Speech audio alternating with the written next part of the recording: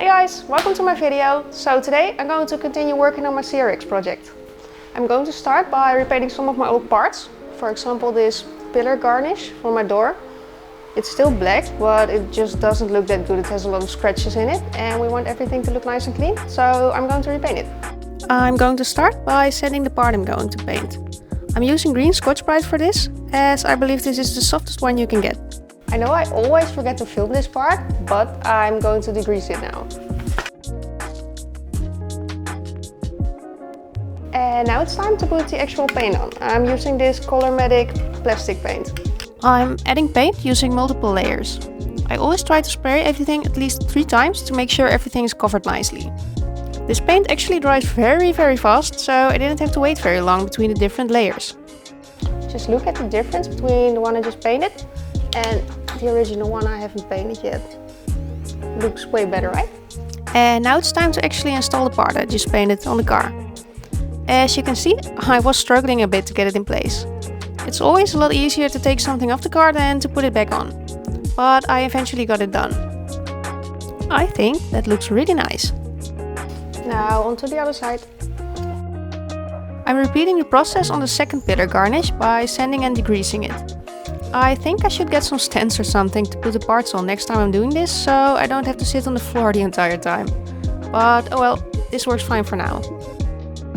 Oh, and this time I am using a heat gun to dry the paint between different layers to speed up the process a bit. I was really determined to finish painting all the trims and side moldings the day I was filming this. Little spoiler, I didn't succeed. And not because the paint didn't dry fast enough. But I'll get to that later in the video. I also got this new rubber, which goes under the window, so I'm going to install this one first. I was actually pretty scared to install this rubber because I thought it might break it, but it was actually pretty easy to get it in place. After that, I installed the garnish I just painted. I think the matte black matches the rubber a whole lot better than the glossy black it used to be. And now it's time to paint the side moldings. This side molding is a whole lot bigger than the little garnish I just painted, so it's not really that practical to sand it while holding it in my hand. Luckily, the sanding of these parts doesn't take too long. I am wondering how you guys usually do this. Do you paint your car parts yourself? And if so, do you use stands or do you paint on the floor as well? I already got tons of great advice in my comments, so I thought I might as well just ask. The CRX is actually my first full restoration project, so I'm still figuring out what's the best way to do everything.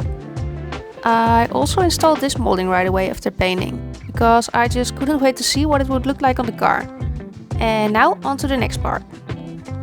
I started sanding another molding, but of course, I dropped it, because I'm kinda clumsy.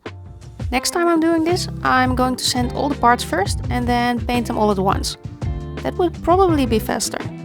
The sanding is always my least favorite part as well, so it would be good to get that out of the way right at the start of the day. The fact that I don't like to sand parts is also the reason I got a sandblasting cabinet about a month ago. But unfortunately I can't use it on all these plastic parts, so that was kind of a bummer.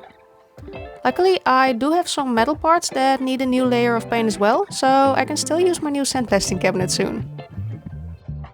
I really regret not taking a proper video of these parts before painting them, to show you guys the difference. They were all grey and had lots of ugly spots on them.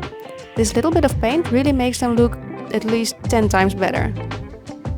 Even though they still don't look perfect, I'm really happy how they all turned out. The black also looks very nice on the yellow in my opinion. And now onto the last part I painted this day, my side skirt.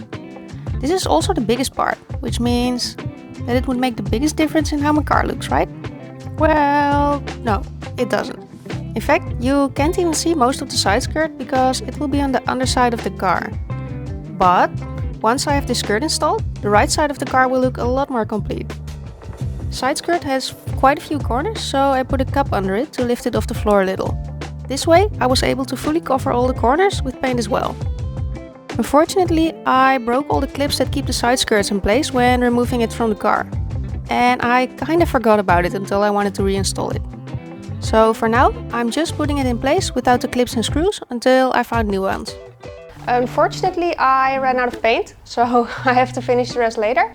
Even though I couldn't finish painting all the black parts on my car, I'm still very happy.